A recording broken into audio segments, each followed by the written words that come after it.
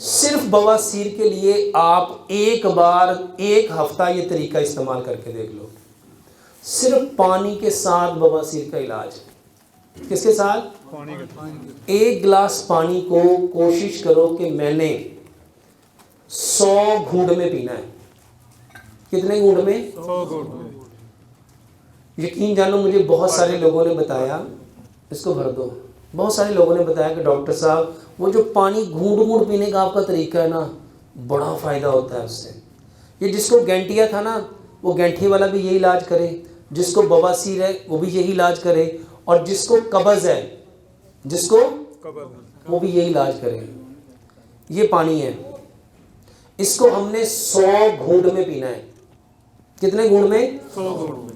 دیکھو سنت طریقہ یہ ہے، اس کو سیدھے ہاتھ سے پکڑو، بسم اللہ پڑھ کے پیو، 3 سانسوں میں پیو، ٹھیک ہے، اور پینے کے بعد الحمدللہ کہو.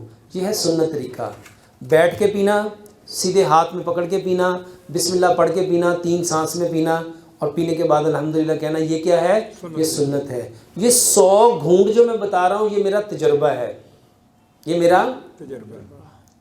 یقین جانو جتنے لوگوں کو کہتے ہیں نا جب تک 7 اپ نہ پیو تو گیس نہیں نکلتی، ایسے پانی پیو آپ کو ایسے ڈکار آئیں گے جیسے آپ نے 1 نہیں 3 7 اپ پی لی.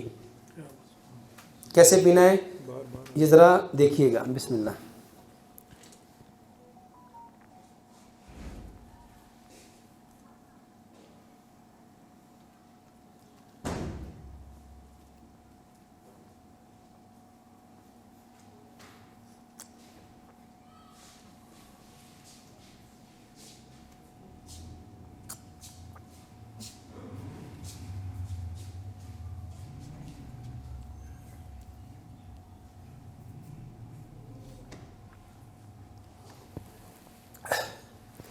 کتنا پانی پیا؟ اور گھونٹ کتنے بھرے گنے کسی نے؟ 38 گھونٹ بھرے میں نے. کتنے؟ 38 گھونٹ. دیکھو یہ صحیح حدیث ہے. نبی صلی اللہ علیہ وسلم نے فرمایا تم میں سے کوئی بندہ پینے والے برتن میں سانس تو اس کا مطلب ہے سانس کو کیا کرنا ہے؟ روکنا ہے. کیا ہم میں سے روکتے ہیں؟ اچھا اس کے پیچھے لاجک سمجھو. اچھا ایک ہے ایسے میں نے پانی پیا 38 سپ میں، اور آپ لوگ اتنا پانی پتہ کیسے پیتے ہو؟ 2 گھونٹ. ایک گھونٹ. اس کو 3 اینگل سے دیکھنا ہے.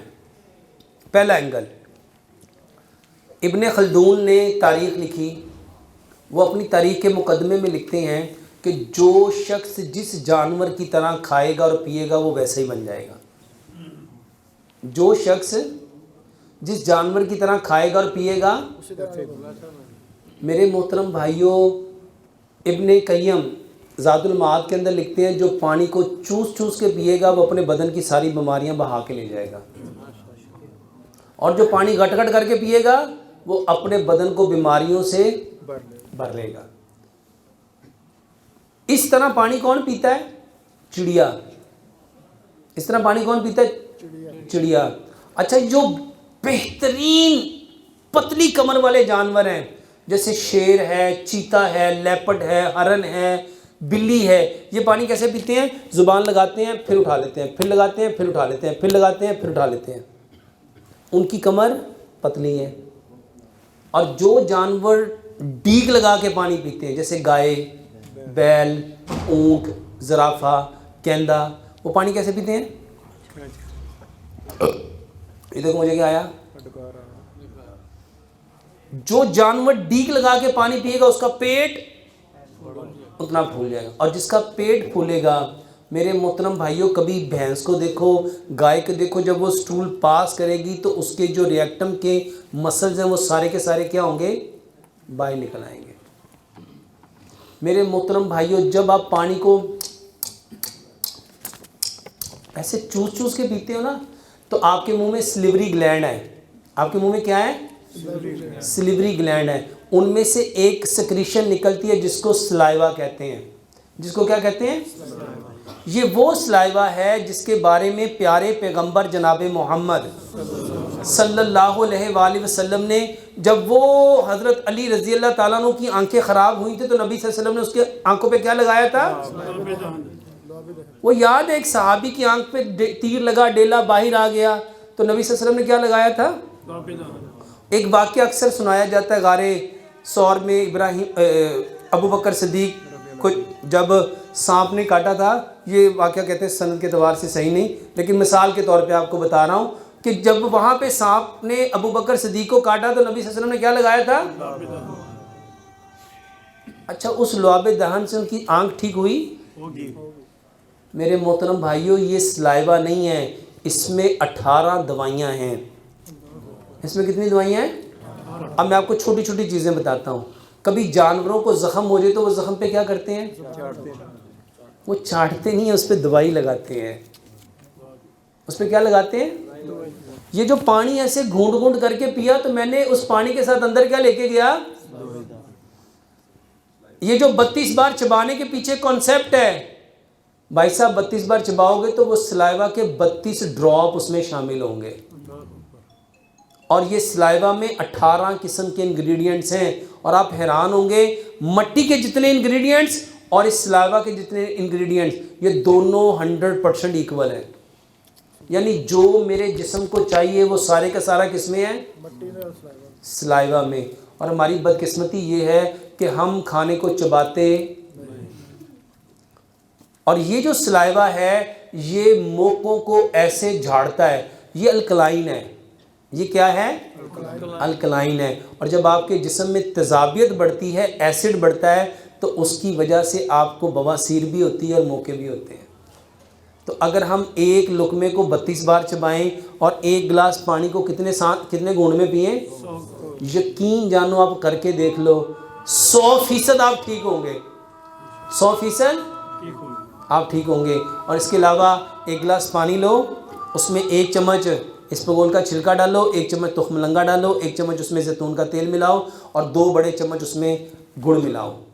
اس کو 2 سے 3 گھنٹے بھگا رہنے دو، اور اس کو آدھا صبح ناشتہ کرنے سے 1.5 گھنٹے بعد آدھا یہ اور آدھا پانی اس میں ڈال کے اس کو اچھی طرح شیک کر کے یہ پیو۔